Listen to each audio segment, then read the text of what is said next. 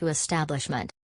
The Washington, D.C. political establishment on both sides of the political aisle has tried its hardest to silence and block populist President Donald Trump. However, Trump backer Mike Huckabee has remained very vocal in helping Trump and his regular American supporters stay strong despite this pressure. In an op-ed piece on his personal website, Huckabee told voters in the state of Alabama about one clear thing they can do to send a powerful message to the political elite. Wrote Mike about the special election to fill Jeff Sessions' vacant Senate seat, "I have good friends in Alabama whose support is split between Senator Luther Strange, who was strangely appointed to the post by disgraced Governor Robert Bentley, who made the appointment just as he was shown the door and resigned from office, and Judge Roy Moore, who was famous for his fights to preserve the display of the Ten Commandments on state property." He continued, "My support of Roy Moore has nothing to do with specific displeasure with the appointed Senator Luther Strange, but because if the power brokers in D.C. are as desperate as they seem to be to keep Judge Moore from joining them, then they must fear that he can't be counted on to join the club." Huckabee added, "And that is a good reason to support Judge Moore and hope that it sends a message to the do-nothing Congress that ought to be standing with our president to reform healthcare, taxes, infrastructure, national security, and job-killing regulation. Imagine the progress we'd have if members of Congress were as dedicated to helping the president's plans for the economy as they are in going on TV to complain about a tweet he sent out." Do you agree with Huckabee? Watch now. More. Related. Breaking News 24. MSNBC just claimed Trump ending DACA is part of white supremacy agenda. One of the nastiest moves the Democratic Party has made on the American people is trying to convince them that prioritizing Americans over foreigners for jobs and other benefits is not only not unpatriotic but is also somehow bad. Following President Donald Trump's announcement that he would be ending former President Barack Obama's illegal immigrant amnesty program DACA with a 6-month delay, a liberal commentator appeared on MSNBC and declared that Trump's move was part of a white supremacy agenda. Frequent guest Karen Jean-Pierre appeared as part of a panel discussion about North Korea and Hurricane Harvey and somehow turned it into a smear against Trump about how he's a bigot. Began Karen, "They have a tough time of it, Republicans on the Hill, because before the natural disaster of Harvey came along, they had a difficult September coming their way. And I just don't see how they're going to be able to do tax reform. There's still this question of even playing politics with Hurricane Harvey and taking $1 billion from the natural disaster relief for the wall." She continued, "So there is a lot there on the table. And, honestly, I mean, look, Chris, we are at an inflection point. We are closer to war than we've ever been with North Korea." In knee-jerk fashion, liberal Jean-Pierre then pivoted to attacking Trump about DACA, saying, "And, secondly, we're hearing tomorrow that he might do away with DACA, which is another moral line that he would be crossing, which is something that would be advancing a white supremacy agenda, and also against what the majority of Americans want. Why do liberals make everything about race? Watch below. Watch now. More. Related. Breaking News 24. Scientist proves Al Gore wrong and then upstages him in an epic way. In Al Gore's original film An Inconvenient Truth, Gore predicted that New York City would already be underwater. His newest film, An Inconvenient Sequel, is just as wrong. Climatologist Roy Spencer disproved his documentary with a book of his own called An Inconvenient Deception. Al Gore's new movie An Inconvenient Sequel, Truth to Power, is reviewed for its accuracy in climate science and energy policy. As was the case with Gore's first movie, An Inconvenient Truth, the movie is bursting with bad science, bad policy and some outright falsehoods, writes Spencer. The storm events Gore addresses occur naturally, and there is little or no evidence they are being made worse from human activities. Sea level is rising at the same rate it was before humans started burning fossil fuels. In Miami Beach, the natural rise is magnified because buildings and streets were constructed on reclaimed swampland that has been sinking, The 9/11 memorial was not flooded by sea level rise from melting ice sheets, but a storm surge at high tide, which would have happened anyway and was not predicted by Gore in his first movie, writes Spencer. Gore is correct that it is right to save humanity, but what we might need saving from the most are bad decisions that reduce prosperity and hurt the poor, wrote Spencer of Gore's proposed energy policies. This scientist not only disproved Gore's movie, he also beat him in sales. The ebook that accompanies Gore's film is ranked number 51,031 for purchases in the Kindle store. Spencer's book, on the other hand, is ranked at number 1,201. Watch now. More. Related. Breaking News 24.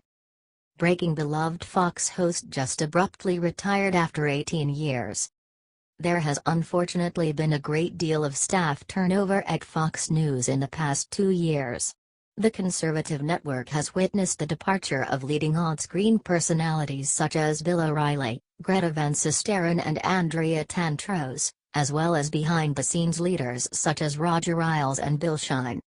Now, sadly, one more well-known Fox News host has said his goodbyes to his viewers, this time making the voluntary decision to leave. In a highly surprising move, Fox and Friends host Clayton Morris made the announcement on air that, following that day's episode, he would be leaving not just Fox News but all of broadcast television behind. Stated Clayton during the show, fighting back tears, "I've decided after 18 years in broadcast television." He added, "I didn't think I was gonna do this. That today will be my last day in television." The show then played highlights of Morris' work on the program. Morris continued to his viewers, "I don't think you'll see me on television ever again." He stated that he was going to work on helping regular Americans learn how to build up their personal wealth. He concluded, "Love you all. I'll miss you all." Commented Clayton's wife Natalie via Twitter, "Watching my husband at Clayton Morris anchor his last show on Fox. I'm really proud of how he's represented himself over the last 10 years. Clayton himself posted on Twitter, "Walking into this studio for the final time this morning. 18 years in broadcast morning television. I'm grateful, but I'm ready to rock." Will you miss seeing Clayton Morris on Fox News? Watch below. Watch now. More. Related. Breaking News 24. How's Comey going to explain this? McCallum drops bombshell on Comey. Following his firing at the hands of Republican President Donald Trump, disgraced former FBI Director James Comey probably thought he was going to slip quietly into the night without any more prodding into how he may have broken the law to help former Secretary of State Hillary Clinton. Unfortunately for Comey, it looks like an investigation into his alleged wrongdoing is just getting started. Fox News contributor Martha McCallum just brought widespread attention to a report published by The Wall Street Journal saying that the ousted FBI director wrote a letter exonerating Clinton in advance well before the investigation into her emails was finished, and even sent the letter to other FBI officials. The article says how Senators Lindsey Graham and Chuck Grassley asked current FBI Chief Christopher Wray for more details about Comey's decision to let Hillary off the hook. Stated the report, the two senators wrote that according to unredacted portions of the transcripts, which were generated in a separate federal investigation, in April or early May of 2016, Mr. Comey had already decided he would issue a statement exonerating Secretary Clinton. That was long before FBI agents finished their work. Mr. Comey even circulated an early draft statement to select members of senior FBI leadership. The outcome of an investigation should not be prejudged while FBI agents are still hard at work trying to gather the facts.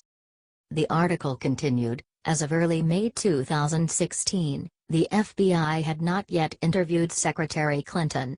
Moreover, it had yet to finish interviewing 16 other key witnesses, including Cheryl Mills, Brian Pagliano, Heather Samuelson, Justin Cooper, and John Bentel. Tweeting out the article, McCallum commented pithily, "How's Comey going to explain this? Do you think Comey needs to face justice for what he did? Watch now. More. Related. Breaking News 24. Taya Kyle has perfect response to libs who are angry Melania wore high heels. Liberals are running out of valid reasons to attack Republican President Donald Trump, his family and his associates, so they have been inventing petty outrages about them and then spreading them on social media. The latest idiotic iteration of this happened when President Trump and First Lady Melania Trump boarded a plane to go visit victims of Hurricane Harvey in flood-ravaged Texas. One photo taken of Melania as she was boarding Air Force One showed her wearing high-heeled shoes. Even though the First Lady took the high heels off and wore sneakers from the time she boarded the plane, this was still apparently fodder for the left-wing fake news controversy mill. Fox News commentator Taya Kyle, who is the widow of celebrated sniper Chris Kyle, took these liberals to task for their foolish slams against Melania. Said Kyle about the criticism Melania got for the high heels, "I was actually stunned by it. It took me a second to get my emotions in check. I was almost speechless." She added, "I've always felt like truth matters, right? And I feel like sometimes in our culture we're getting into this thing where smoke and mirrors are supposed to matter more, and we should care more about covering up the truth of things than just being who we are." Taya continued, "Donald and Melania Trump have money. That's okay with me. I just want them to do their jobs. I don't need smoke and mirrors to make the optics look better. To me, optics says, come on, at least try to fool the people." She finished by explaining that needy people in Texas don't care about optics during an emergency, saying, "What you care about is, do you have a generator? Is your dog safe? Are you going to make it through tomorrow? Is Taya right?" Watch below.